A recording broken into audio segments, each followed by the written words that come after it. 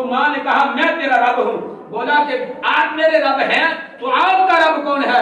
کہا گیا تیرا باپ میرا رب ہے. فرمایا میرے باپ کا بھی تو کوئی رب ہوگا نا, میرے باپ کا رب کون ہے؟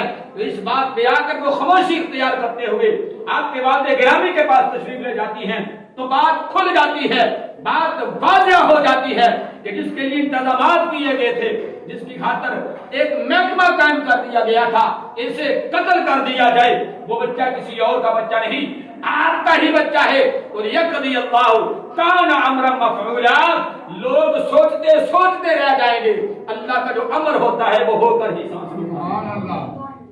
جناب ابراہیم خلیل اللہ علیہ السلام آپ نے اپنی قوم کو سب سے پہلے دین کا ڈھنکا بجاتے ہوئے دین کا علم سکھایا.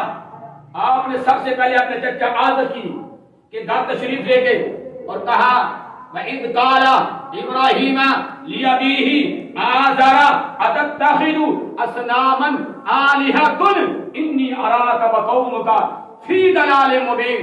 اے چچا آزر, میں تجھے جو تو بتوں کی پوجا کرتا ہے تجھے اور تیری ساری قوم کو کھلم کھلا گمراہی کے اندر دیکھ رہا ہوں. اے چچا, میں اس کو کبھی وحدہ لا شریک ذات نہیں مان سکتا. وہ سورج جو طلوع ہو اور پھر غروب ہو جائے یہ عبادت کے لائق نہیں ہو سکتا. یہ چاند, یہ ستارے, یہ تارے جو طلوع ہو کر ڈوب جائیں وہ خالق نہیں ہو سکتے.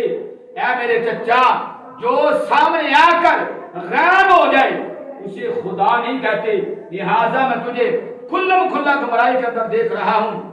جناب ابراہیم خلیل اللہ نے اپنے گھر سے دین کی تبلیغ کا آغاز کر کے دنیا کو بتا دیا, شرق سے لے کر غرب تک کے رہنے والوں کو, شمال و جنوب کے اندر بسنے والوں کو یہ سبق دے دیا کہ لوگوں اگر دین کی تبلیغ کرنی ہے تو پہلے باہر والوں کو نہیں سکھانا, پہلے گھر والوں کو دین کا کام سکھانا ہے.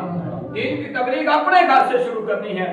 تو آپ کا چچا آزر بتوں کا پجاری تھا, بت تیار کرتا, اپنے ہاتھ سے تیار کرنے کے بعد ان کی پوجا کرنا شروع کر دیتا اور انہیں تیار کرنے کے بعد بازار کے اندر فروخت کیا کرتا. تیار کرنے کے بعد اپنے بیٹوں کو دیتا, جاؤ اس کو بازار میں جا کے فروخت کر کے آؤ. تو جناب ابراہیم خلیل اللہ علیہ السلام آپ جب چچا کے گھر میں جاتے ہیں دیکھا کہ چچا اپنے ہاتھ سے بت تیار کر رہا ہے.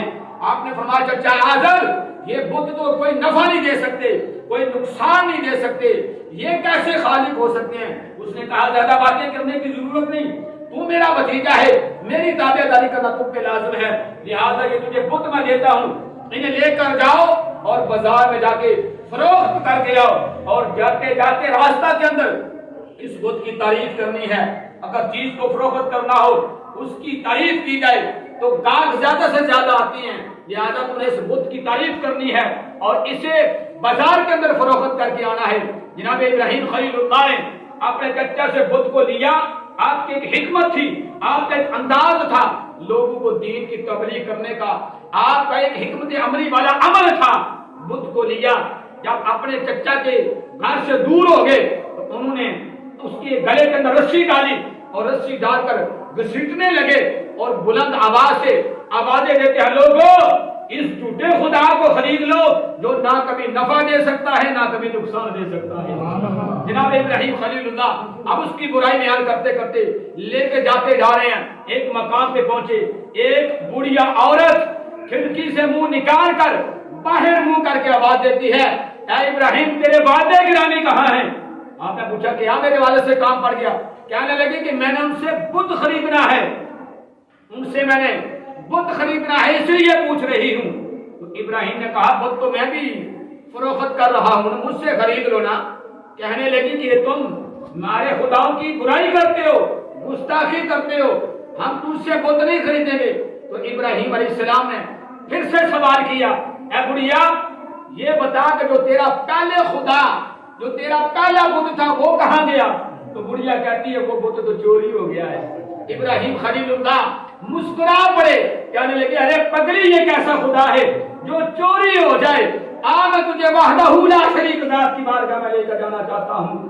آج میں تجھے ایسے یکتا خدا کے پاس تجھے لے کے جانا چاہتا ہوں جو رات کے اندھیرے میں پکارا جائے تب بھی کہتا ہے یا عبدی, اے میرے بندے میں حاضر ہوں.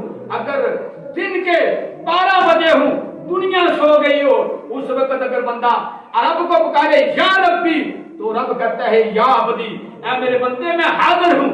گڑیا بڑی حیران ہوتی ہے، کہتی ہے پھر ایسے خدا کے پاس پہنچنے کے لیے تو بڑی مال و زر کی ضرورت ہوگی، مال و دولت کی ضرورت ہوگی، حسن و جمال کی ضرورت ہوگی، بینک بیلنس کی ضرورت ہوگی، بہت بڑے مطالبات پورا کرنے کا وہاں پہ عمل کیا جائے گا۔